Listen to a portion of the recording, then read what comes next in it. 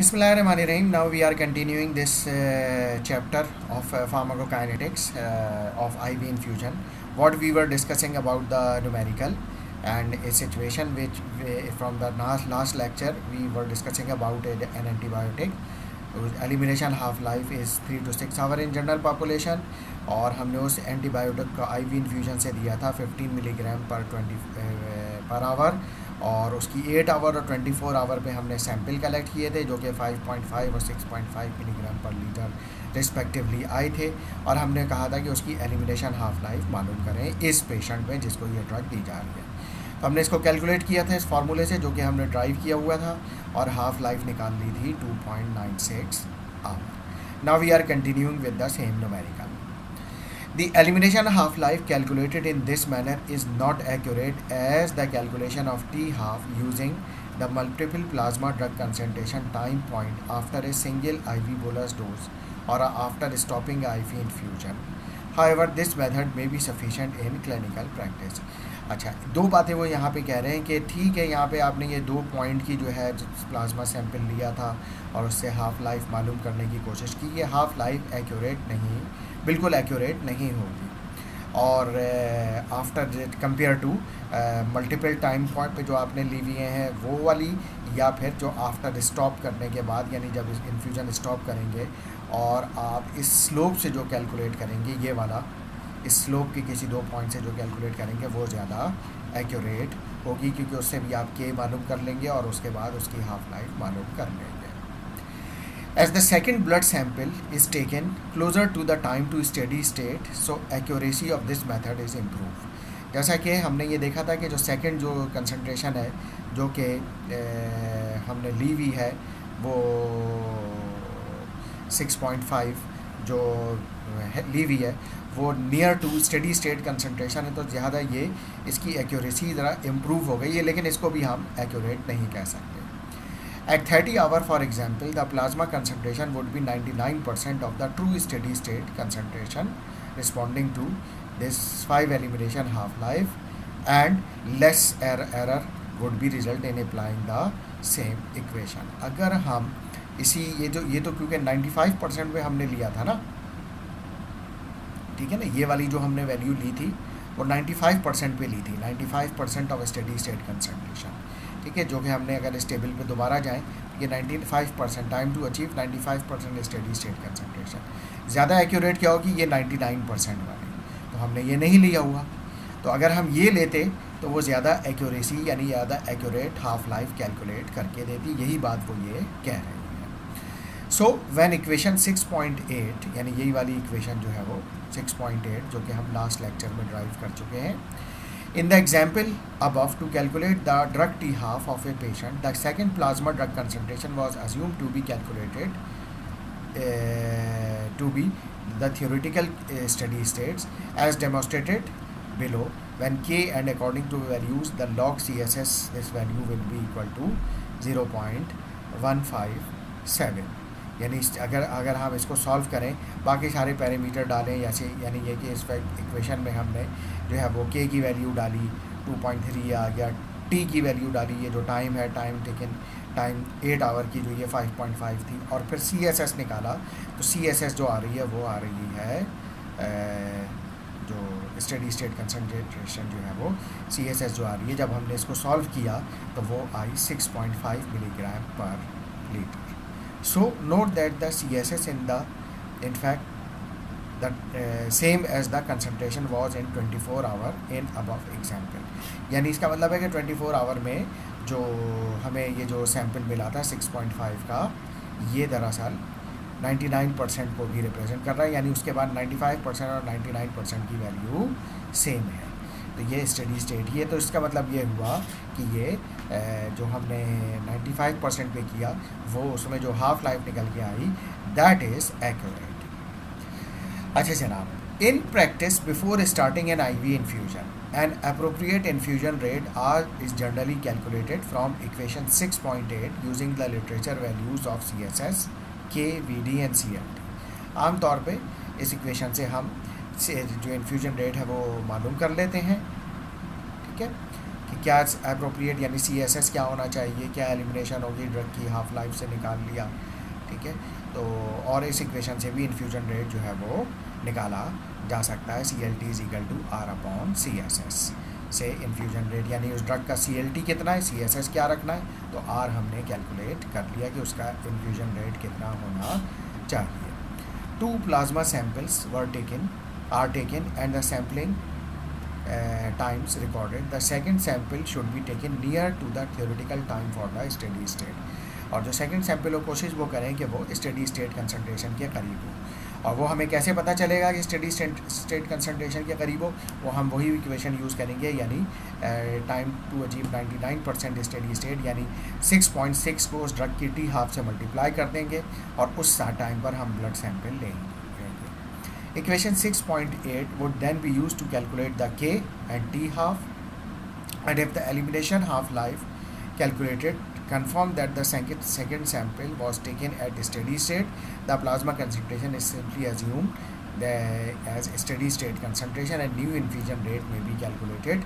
अगर हमें steady state concentration change करनी है तो जो है वो फिर उसके बाद फिर हम नया infusion rate R कैलकुलेट कर सकते हैं। यानी पहले हम इस इक्वेशन से किसी 2 सैंपल पर कोई भी एक स्टेडी स्टेट टारगेट करके 2 सैंपल लेंगे और उसके बाद उससे जो है वो उसका K और T हाफ निकालेंगे, फिर उससे रिकन्फर्म करेंगे कि स्टेडी स्टेट क्या आ रहा है। स्टेडी स्टेट अगर सही आ रहा है तो फिर स्टेडी स्टेट अगर चेंज करना है तो उस चेंज के हिसाब से क्या नया R होना चाहिए वो हम इस इक्वेशन से कैलकुलेट कर सकते हैं, जैसा कि अब यहाँ पे एक एग्जाम्पल दी जा रही है।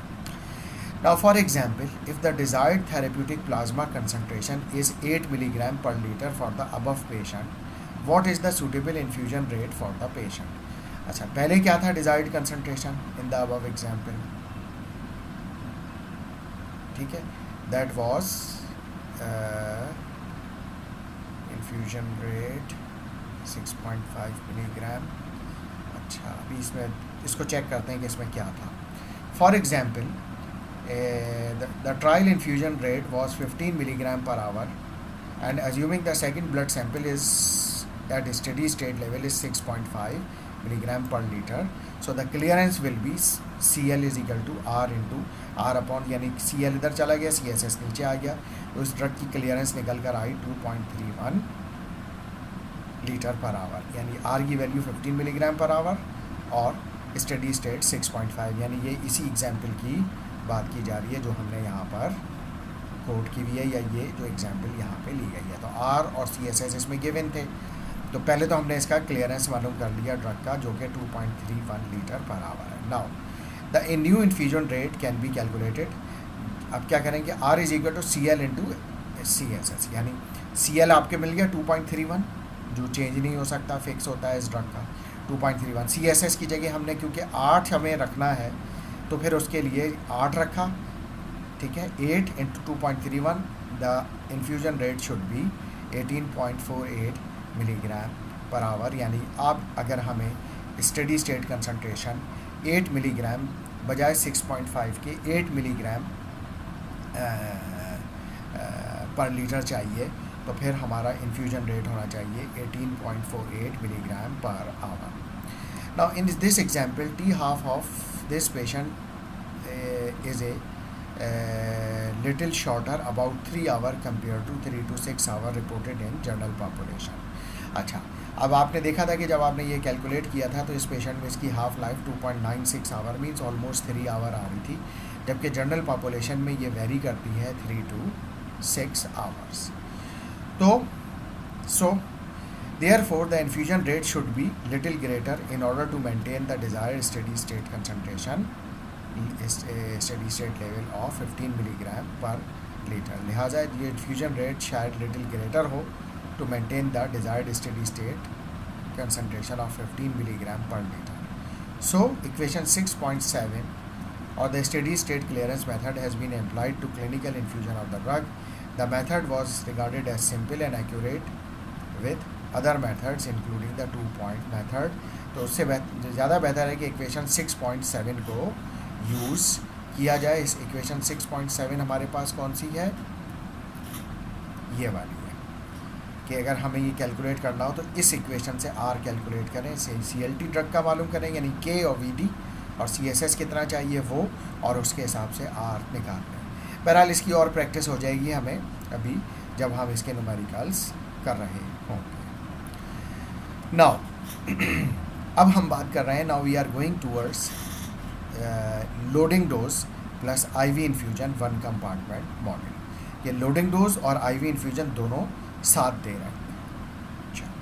द लोडिंग डोज और DL और the initial bolus dose of a drug is use to obtain desired concentration as rapidly as possible. यानी जो स्टेट कंसनट्रेशन अगर आपको फ़ौरन चाहिए, क्योंकि इसमें आपने देखा था, अगर हम दोबारा इसी ग्राफ पर जाएं, जो सबसे पहला हमारे पास ग्राफ था समझने के लिए, तो जब हम इसको स्टार्ट करेंगे इन्फ्यूजन के तो इसके स्टेडी स्टेट आने में टाइम लग जाएगा। मे भी देखें, अगर हम इसको कहेंगे ये 1 आवर है, ये 2 आवर है, ये 3 आवर है, तो तकरीबन 3 घंटे 3.5 घंटे के बाद जो होगा वो स्टेडी स्टेट कंसंट्रेशन अचीव होगी। और अगर कोई ऐसी इमरजेंसी सिचुएशन है, लाइक पेशेंट कार्डियक एरिथमिया में है या लाइफ थ्रेटनिंग कोई इन्फेक्शन है, तो आप इतना वेट नहीं कर सकते कि ये इन्फ्यूजन रेट स्टार्ट हुआ, फिर वो स्टेडी स्टेट कंसंट्रेशन अचीव हुई, तब जाके उस ड्रग का इफेक्ट आना शुरू हुआ। आप क्या करते हैं, उसी वक्त एक IV बोलस डोज भी दे देते हैं, ताकि बोलस डोज देने का फ़ायदा ये होता है कि फ़ौरन स्टेडी स्टेट कंसंट्रेशन यहीं पर अचीव हो जाती है और फिर ये भी स्टार्ट कर देते हैं। तो वो कंसंट्रेशन जो होती है वो धीरे धीरे डिक्लाइन होना शुरू हो जाती है और ये उसकी जगह लेके स्टेडी स्टेट कंसंट्रेशन को मेंटेन करना शुरू कर देते हैं। तो उससे ये होता है कि जो प्लाज्मा कंसंट्रेशन है वो थ्रू आउट मेंटेन रहती है, और वो जो इमरजेंसी कंडीशन होती है उसमें जो है वो फिर हम उसको मैनेज कर लेते हैं। तो इसी वजह से लोडिंग डोज दी जा रही है, ताकि ड्रग की जो डिज़ायर कंसंट्रेशन है उसको रैपिडली ऑब्टेन कर लिया जाए। The concentration of a drug in the body for a 1 compartment model after an IV bolus dose is described by, ये इक्वेशन हम पहले कर चुके हैं, CP is equal to CP0 exponent minus KT, ये इसकी इक्वेशन होती है। ठीक है, या आप इसको ये कह लीजिए इस केस में कि ये C1 है, यानी IV बोलस की कंसंट्रेशन है, C1 is equal to C0 exponent minus KT। C0 की जगह डोज अपॉन VD रख दिया, जो कि डोज लोडिंग डोज है, VD है ड्रग का, ठीक है, क्योंकि CP0 is equal to dose upon VD होता है। तो ये इक्वेशन हमारे पास आ गई, इसकी जगह हमने जब इसको रिप्लेस किया तो ये आ गई। अच्छा, and the concentration by the infusion rate at R, जो कि CP is equal to R upon KVD 1 minus exponent minus KT था, तो ये हमारे पास C2 कंसंट्रेशन होगी। यानी इस वक्त ब्लड में जो कंसंट्रेशन है एक C1 है और एक C2 है, क्योंकि एक ही टाइम पर अगर हम इसका ग्राफ देख सकें ये कि इस टाइम पर ये ड्रग कंसंट्रेशन ये आपने बढ़ाई किसकी, ये IV इन्फ्यूजन की स्टार्ट की, और ये आपने IV बोलस दी तो ये उसकी कंसंट्रेशन है। ठीक है, ये IV इन्फ्यूजन और ये IV बोलस लोडिंग डोज, तो ये दोनों कंसंट्रेशन मिला के ये यानी IV infusion plus loading dose combined, तो आपकी ये कंसंट्रेशन मेंटेन होगी, यानी स्टेडी स्टेट मेंटेन होगी।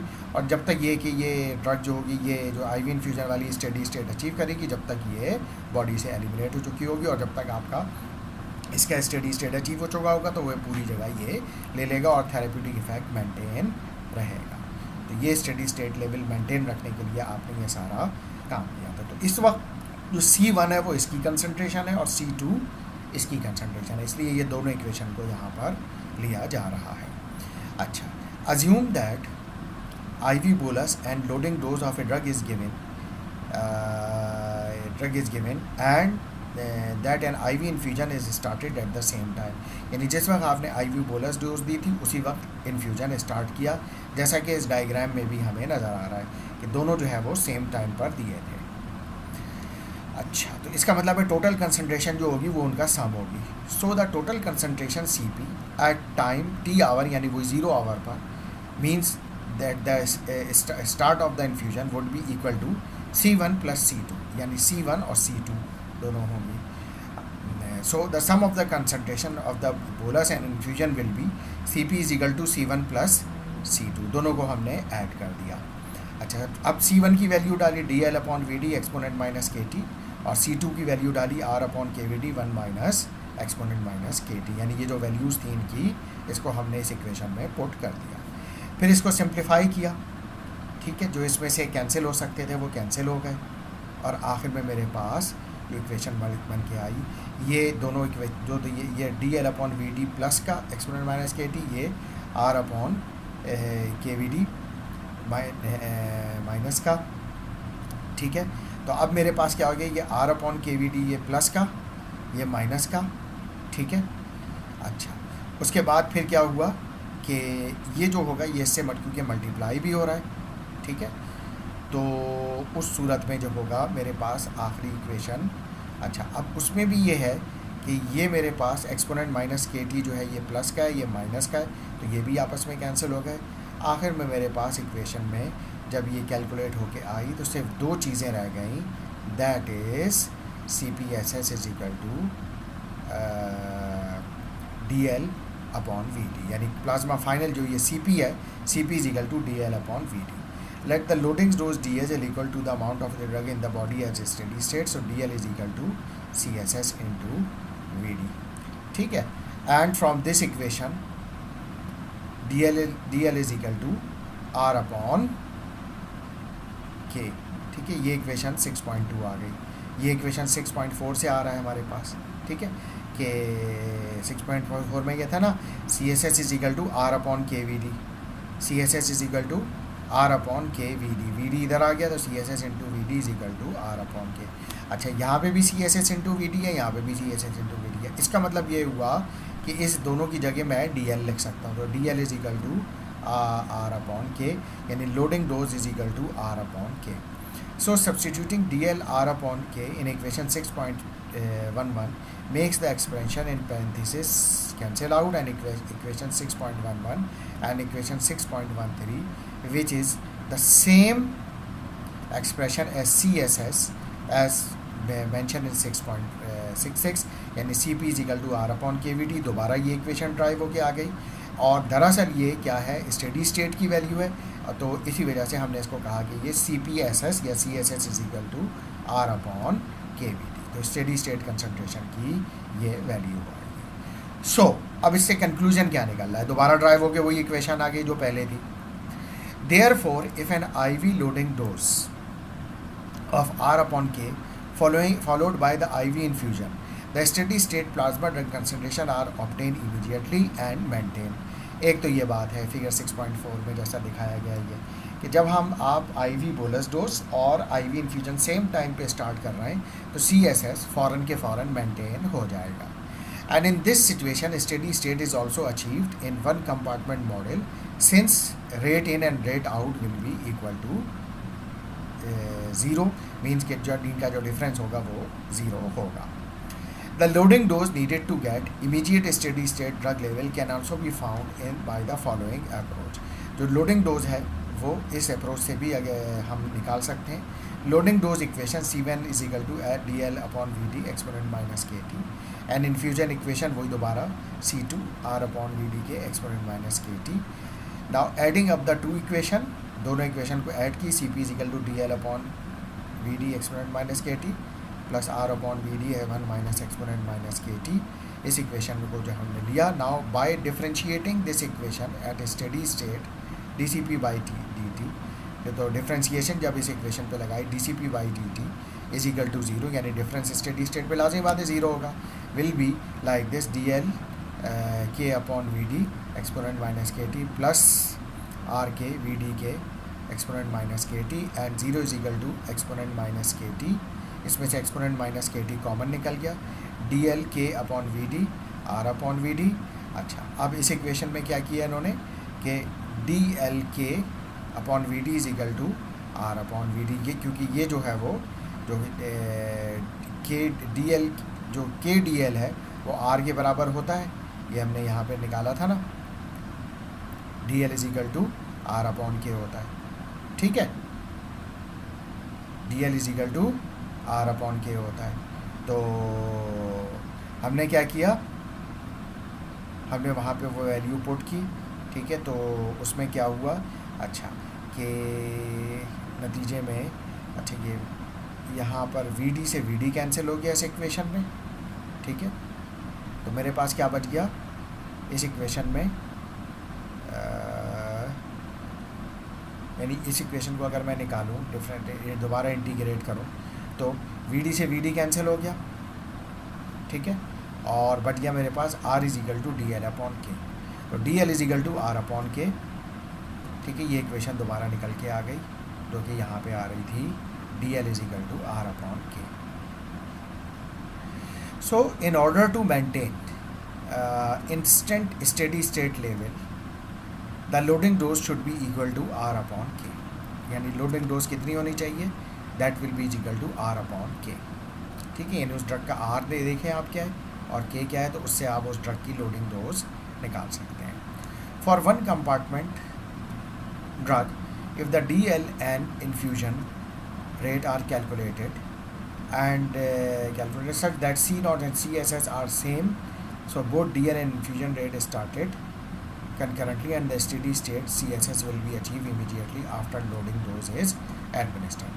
So तो अब अगर DL और R एक ही टाइम पर आप स्टार्ट कर रहे हैं तो उस वक्त जो C0 होगी वही CSS होगी, यानी जो स्टेडी स्टेट कंसंट्रेशन है वो इमीडिएटली अचीव हो रही है, जैसा कि इस फिगर 6.4 में दिखाया गया है। सो सिमिलरली इन फिगर 6.5 ये जो है intravenous infusion with A loading dose A, B and C and curve D represents IV infusion without loading dose.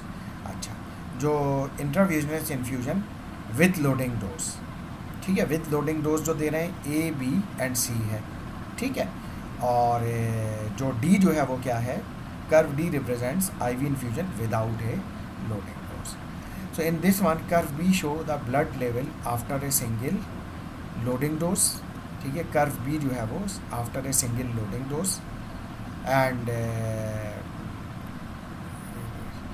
Of R upon K plus infusion from which the concentration desired at steady state is achieved, यानी इसमें loading dose दी तो steady state concentration achieve होगी। If the D L is not equal to R upon K, अगर D L R upon K equal नहीं है then steady state will not occur immediately, तो इसको हमें देखना पड़ेगा D L is should be is equal to R upon K. If the loading dose is given larger than R upon K then the plasma concentration takes longer to decline to the desired steady state concentration at a, यानी अगर आपने DL ज़्यादा दे दी तो फिर plasma concentration इससे B से यानी steady state से ऊपर चली जाएगी और फिर वो स्टेडी स्टेट पे आने में टाइम लेगी। If the loading dose is lower than the R upon K, यानी अगर आपने DL कम दी compare to R upon K then the drug concentration to steady state will reach slowly, यानी ये C वाला केस है कि अगर आपने DL की वैल्यू R अपॉन के से कम दी तो फिर स्टेडी स्टेट अचीव होने में अगेन टाइम लगेगा, ठीक है, but more quickly than without any loading dose, लेकिन काफ़ी क्विकली अचीव हो जाएगी। अच्छा, another method for calculation of the loading dose DL is based on the knowledge of the desired steady state drug concentration CSS and apparent volume of a drug distribution of the drug as shown in equation 6.18, जो कि ये formula है, ये भी एक valid formula है कि loading dose is equal to CPSS into VD, यानी जो भी आपने डिज़ायर्ड स्टेडी स्टेट कंसंट्रेशन है वो रखा, उसके बाद उसको मल्टीप्लाई किया उस ड्रग के वॉल्यूम ऑफ डिस्ट्रीब्यूशन से, तो इससे आप उस ड्रग की लोडिंग डोज मालूम कर सकते हैं कि उस स्टेडी स्टेट को अचीव करने के लिए उस ड्रग की लोडिंग डोज आपको कितने मिलीग्राम या ग्राम देनी है। For many drugs, the desired CSS is reported in the literature as the effective therapeutic drug concentration. आमतौर पे जो डिज़ायर्ड कंसंट्रेशन होती है वो ड्रग के जो लीफलेट होता है या लिटरेचर होता है उसमें रिपोर्टेड होती है। And the VD and elimination half life are also available for these drugs in the same literature, तो और वॉल्यूम ऑफ डिस्ट्रीब्यूशन और ड्रग की हाफ लाइफ भी उसमें गिवन होती है, तो हम बहुत आसानी से इस तरीके से उस ड्रग की लोडिंग डोज निकाल सकते हैं। Now come to the practice problem, अब हम एक प्रैक्टिस प्रॉब्लम को देखते हैं। Now a physician want to administer an anaesthetic agent at a rate of 2 milligram per hour by IV infusion. एक फिजिशियन है या एनेस्थेटिस्ट है, वो इसको देना चाहता है एनेस्थेटिक एजेंट को with infusion rate of 2 milligram per hour, यानी ये हो गया R। The elimination rate constant is 0.1 per our और इस ड्रग का K की वैल्यू जो है वो elimination rate constant 0.1 per hour है। And the volume of distribution is 10 litre, यानी VD जो है वो 10 लीटर है. How much drug is the plasma drug concentration at steady state. तो स्टेडी स्टेट कंसनट्रेशन आखिर क्या अचीव होगी, एक तो ये पूछ रहा है. दूसरा वो पूछ रहा है कि what loading dose should be recommended to reach the steady state immediately. और अगर स्टेडी स्टेट हमें फ़ौरन के फ़ौरन चाहिए हो तो फिर हम उस सूरत में हमें क्या करना चाहिए. तो हमने क्या किया कि R की वैल्यू रखी 2 मिलीग्राम पर आवर, VD की वैल्यू रखी 10 लीटर और K की वैल्यू रखी 0.1. हमें ये कैलकुलेशन करने की ज़रूरत नहीं है, ठीक है, ये कॉम्प्लिकेटेड, क्योंकि दिस इज़ कन्फ्यूजिंग. क्योंकि जब हम इसको यहाँ पे वैल्यू ये एज इट इज़ रखेंगे 2 मिलीग्राम पर आवर R की, VD की वैल्यू 10 लीटर रखेंगे और K की वैल्यू 0.1 आवर रखेंगे, तो the final answer will be 2 milligram per litre, not 2 microgram पर लीटर. ये तो क्योंकि यहाँ पे इन्होंने मिलीग्राम को माइक्रोग्राम में कन्वर्ट करने के लिए 1000 से मल्टीप्लाई किया है, तो ये 2000 हो गया. और यहाँ पे लीटर को ml में कन्वर्ट करने के लिए 1000 से मल्टीप्लाई किया, तो इस वजह से ये ml हो गया. ठीक है, so answer is 2 microgram per ml by this calculation. लेकिन अगर हम ये इसको मल्टीप्लाई नहीं कर रहे 1000 से R को, तो ये 2 ही रहेगा, यानी यहाँ पर ये 2000 नहीं होगा. और यहाँ पे भी ये 10 की पावर 3 से VD को मल्टीप्लाई नहीं करेंगे, ये 10 लीटर होगा. So answer will be 2 milligram per litre. ठीक है, ये 2 माइक्रोग्राम पर ml नहीं होगा, बल्कि फिर उस सूरत में होगा 2 मिलीग्राम पर लीटर. और हम ये बात पहले भी कर चुके हैं, चाहे हम लिखें 2 माइक्रोग्राम पर ml या लिखें 2 मिलीग्राम पर लीटर, बात एक ही होगी, कोई फ़र्क नहीं. अच्छा, तो अब हमने ये कहा कि the CSS achieve will be 2 microgram per ml या 2 milligram per litre. So to reach the steady state instantly, अब मुझे ये स्टेडी स्टेट चाहिए, तो DL is equal to R/K का फार्मूला लगाया. DL is equal to R/K का formula लगाया. R कितना है यहाँ पे 2 मिलीग्राम पर आवर, K कितना है 0.1 पर आवर. तो इसको हमने जब कैलकुलेट किया, द आंसर इज़ 20 मिलीग्राम.